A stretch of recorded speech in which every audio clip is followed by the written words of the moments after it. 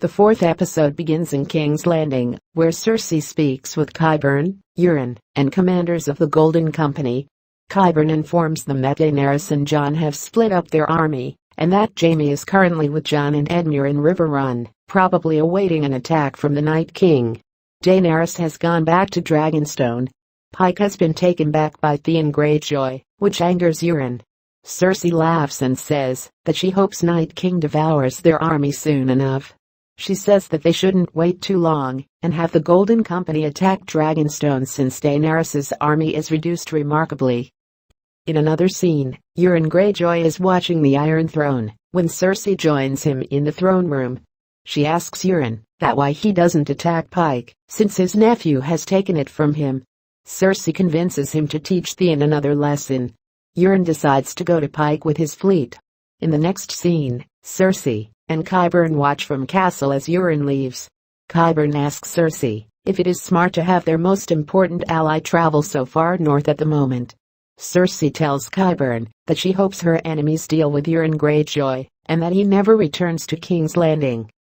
In the next shot, Daenerys, Sam, Gilly, Varys and Missandei return to Dragonstone. Varys reports to Daenerys that Euron's ships has been seen leaving King's Landing, and it is only a matter of time now that Cersei orders the Golden Company to attack Dragonstone. When Daenerys takes a bath, Missandei remarks that she's visibly pregnant now. Daenerys asks Missandei that how is she dealing with Grey Worm's death. Missandei responds that she misses him every day. Missandei asks Daenerys whether she misses Jon. Daenerys says she does. Next scene is Samwell with Gilly and Little Sam. Samwell wants Gilly to travel to Horn Hill with Little Sam because they aren't safe in Dragonstone with enemies from all sides. Gilly reminds Sam that he promised her not to leave them, but Sam insists that they must go, for they'll be safe with his mother and sister. He promises that he'll fight for them. In River Run, Jon gets news that the army of the dead has been seen reaching the twins. He shares the news with others and says that the dead will be upon them soon. He suggests taking their armies to the area immediately. Tyrion takes the time to ask Jaime about Cersei and why he chose to leave her.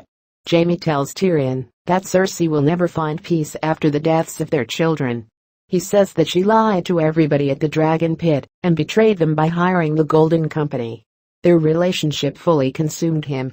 Tyrion reminds the rest that Daenerys isn't safe in Dragonstone now that Cersei has an army of thousands of sellswords behind her back. She could attack Dragonstone any moment now. Jorah thinks his place is with his queen as he promised to protect her at any cost. Jon agrees and lets him go. Jon sends word to Sansa that the army of the dead will reach the Vale soon, and that they too are marching to the Vale now. In King's Landing, Cersei stands with the commanders of the Golden Company on the giant map of Westeros. She instructs the commanders to take their men to Dragonstone with Euron's remaining ships and to capture Daenerys Targaryen alive. She can't wait to kill the foreign whore herself. The Golden Company leaves for the Dragonstone. Sansa receives word from Jon and asks the Lords of the Vale to prepare for war. She convinces Robin Arryn to have Lord Royce lead the Knights of the Vale. Robin tells Sansa he intends to fight with them. Sansa answers Robin that it's not a good idea and that he should be kept safe. Robin laughs and tells Sansa that he's not a girl, unlike Sansa. Gendry and Sansa have a conversation as well. Sansa asks how Gendry and Arya met, but he tells Sansa that the story is too long to tell. The two seem to get along well, and Sansa thanks him for fighting with them. In Dragonstone, Missandei receives a visitor.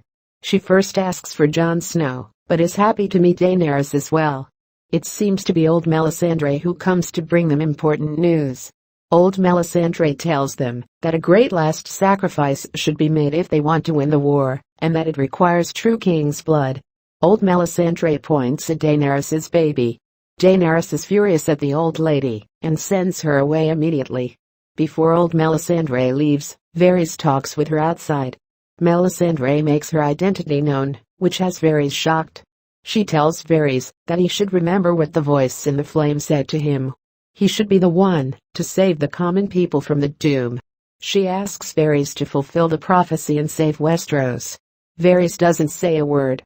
Melisandre leaves Dragonstone. In Pike, Theon Greyjoy is sitting on his father's chair when his men come to tell him that Euron Greyjoy has arrived here. Euron speaks with Theon outside. He has Yara with him and tells Theon that he should give up Pike already, or he'll slit his sister's throat in front of him. This is when Theon notices that it's getting colder and that he can see his breath. He tells Euron that they are coming for them, but Euron doesn't understand. Men start to scream and whites start invading Pike. Yara takes advantage of the moment and kicks Euron. Theon implores Yara to escape to Dragonstone. Yara wants Theon to come with her, but he tells her that he won't fail her again. She escapes on a small ship with a few loyal men.